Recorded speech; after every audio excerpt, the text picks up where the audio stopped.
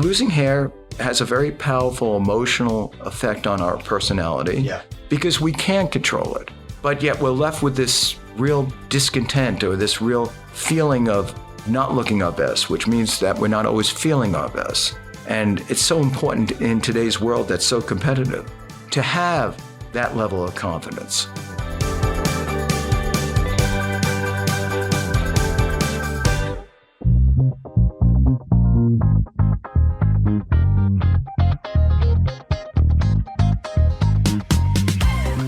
Welcome to this special episode of HairPod. This week, we're celebrating Hair Loss Awareness Month with you. That's right, we're celebrating, not the hair loss part, but the changing world of hair loss awareness.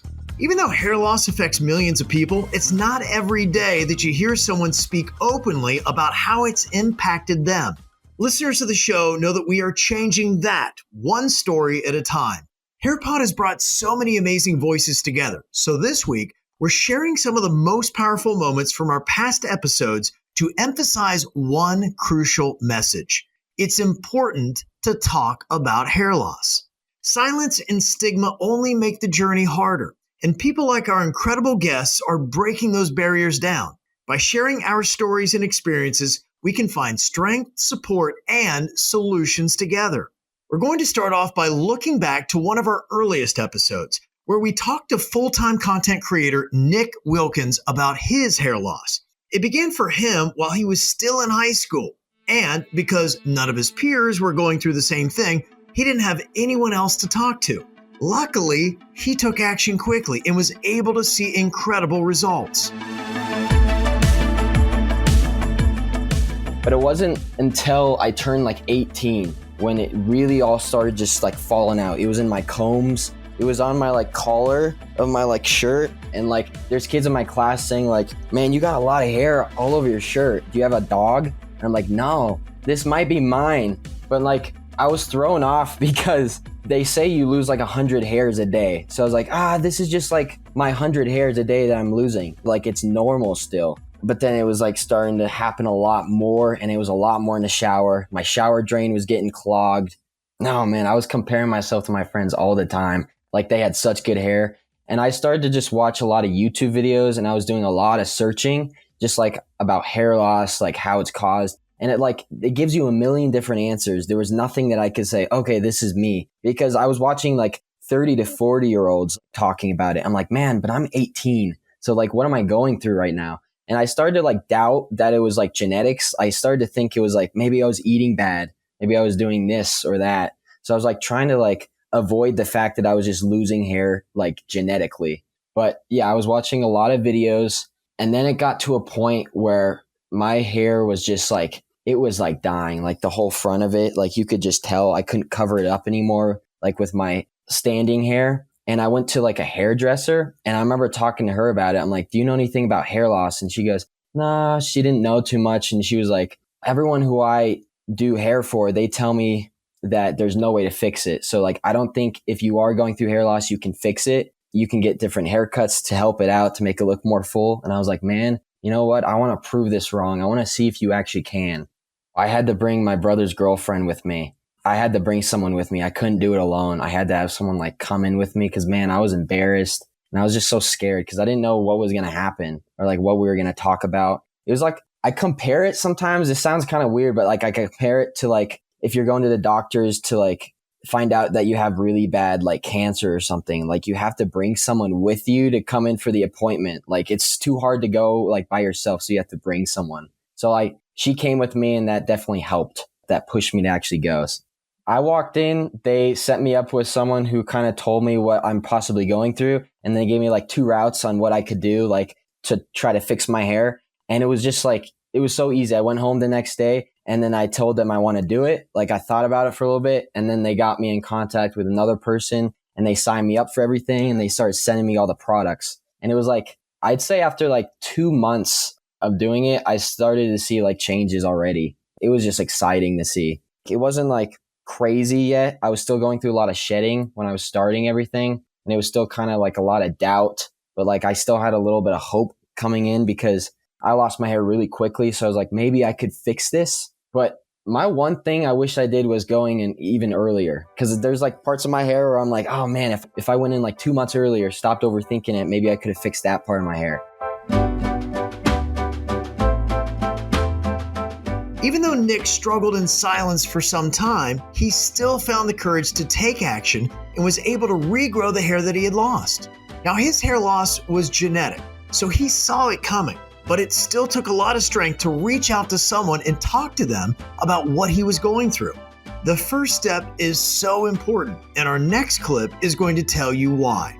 Lisette began losing her hair in her mid-30s, and it got to the point where people around her were starting to notice. When she reached out to a professional, she discovered that her thinning hair was caused by a health problem that hadn't yet been diagnosed.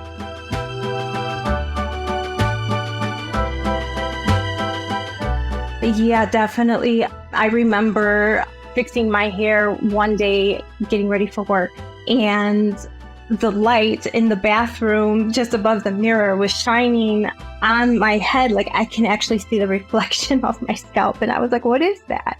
And I'm looking in the mirror as I'm, playing with my curls. And I noticed it was thinning just a little bit here at the top. And so when the light would hit it, I would see my scalp shining off. And I thought, wow, that's new.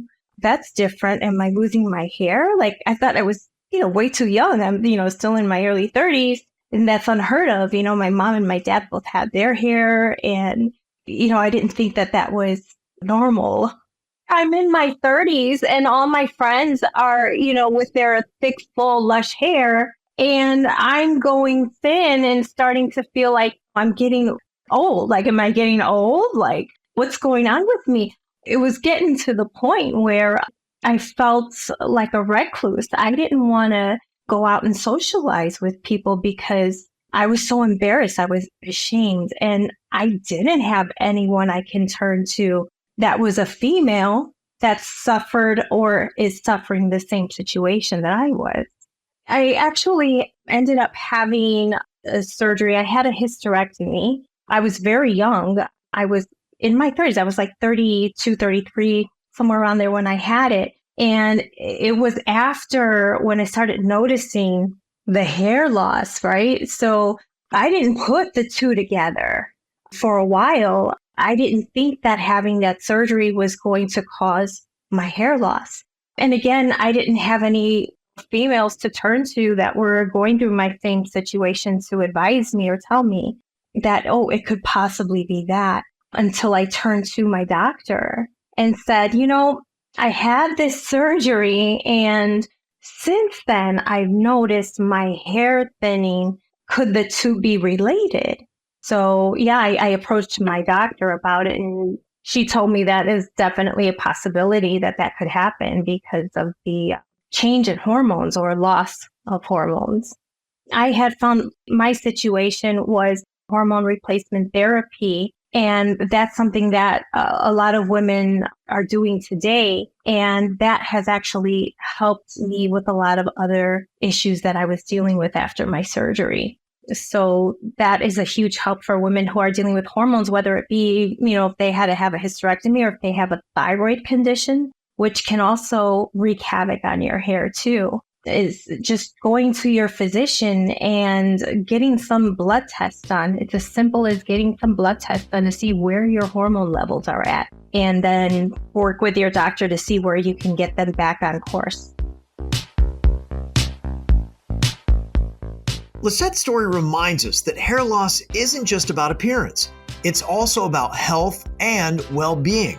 Next, we hear from Claire Fulham, who faced a deeply personal journey with alopecia.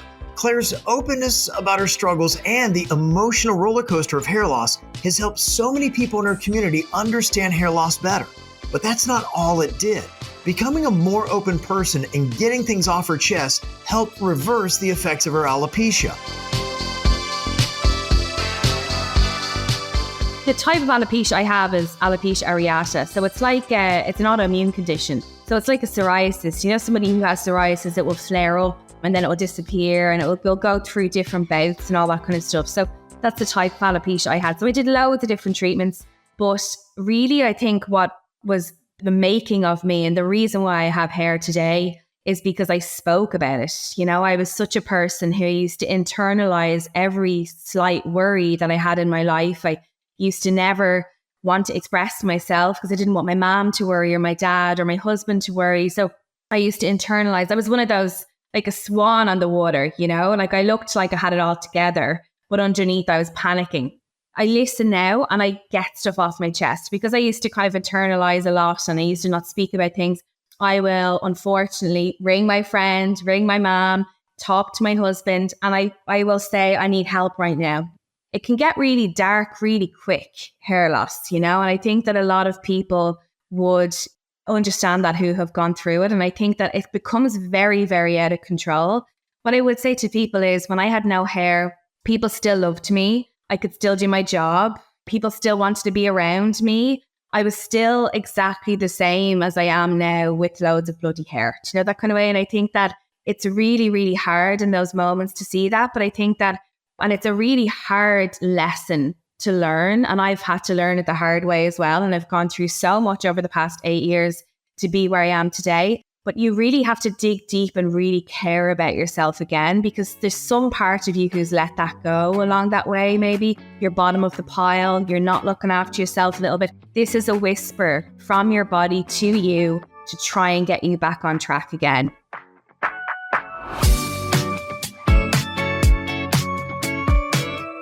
Claire's story is a powerful reminder of the emotional impact hair loss can have and the importance of both giving and receiving support. Her presence on social media has helped bring so much awareness to her journey with alopecia. It's incredible just how much social media has given people a platform to share their lived experience with hair loss. One of our guests, Jordan Pryor, has been breaking the stigma of hair loss by being an open book. Not only does he share on social media, he's open and honest with everyone in his life. So I had a video that went viral on TikTok where I was doing like a Q&A thing and someone had commented about how my hairline was super crispy. You know, like it was like nice and straight on the sides. My fade was a lot better than it is right now. And I flipped it up, flipped up the hairpiece, was like, oh, well, you know, that's funny that you say that, like it's fake, you know, because I've never been one to shy away from making people laugh or anything like that. Like, I don't care that people know that, you know, I don't have real hair, so to speak. I really did just show up one day and just had all of my hair back. And my friends were like, how? Because I didn't tell them what I was doing, where I was going. They were just like, because, you know, they'd given me such a hard time for years about it. And then it was just like one day they're like, wow, your hair looks better than mine. I was like, yeah, it does.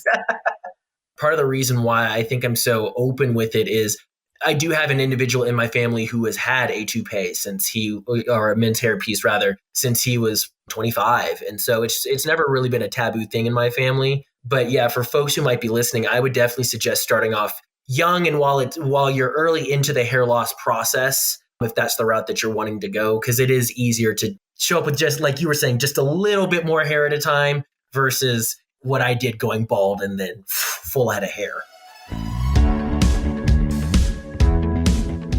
Jordan's story is a testament to the power of openness and community in overcoming the stigma of hair loss.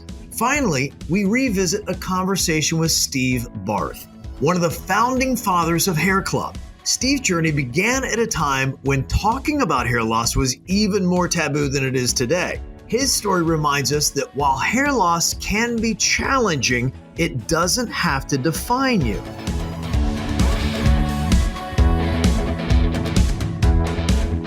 It was in 1976 that I actually found myself wandering into 185 Madison Avenue in New York City.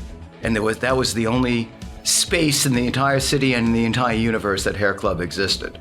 What drove me into that office was probably about 2 years earlier. I was starting to really become aware that I was losing my hair. Although, again, that shouldn't be much of a surprise to anybody because there's just such a strong genetic predisposition for hair loss in my family. My mother's father lost his hair. My father's father lost his hair. My father had 3 brothers that lost their hair. So I guess in many ways my cards were marked.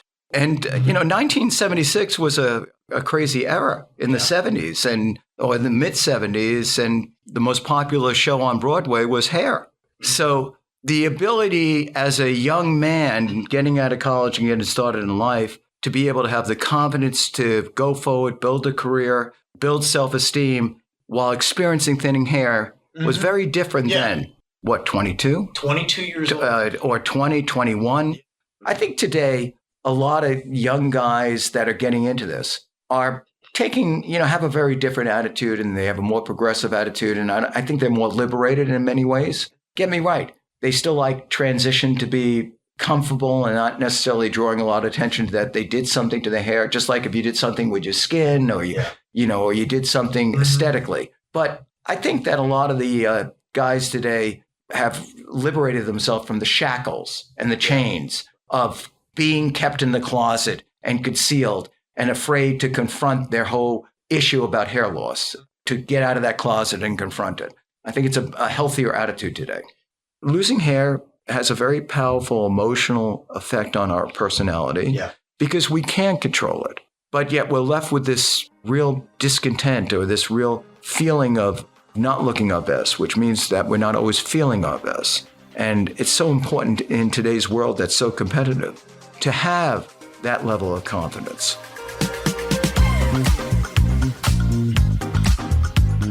Steve's message is a powerful way to wrap up today's episode. Hair loss may be a part of your story, but it doesn't have to be the whole story. Talking about it, seeking help, and finding community has helped so many of our guests reclaim their confidence, and we know it can help you too. Thank you for joining us on this journey through hair loss awareness. If today's episode resonated with you, please share it with others who might benefit from these stories.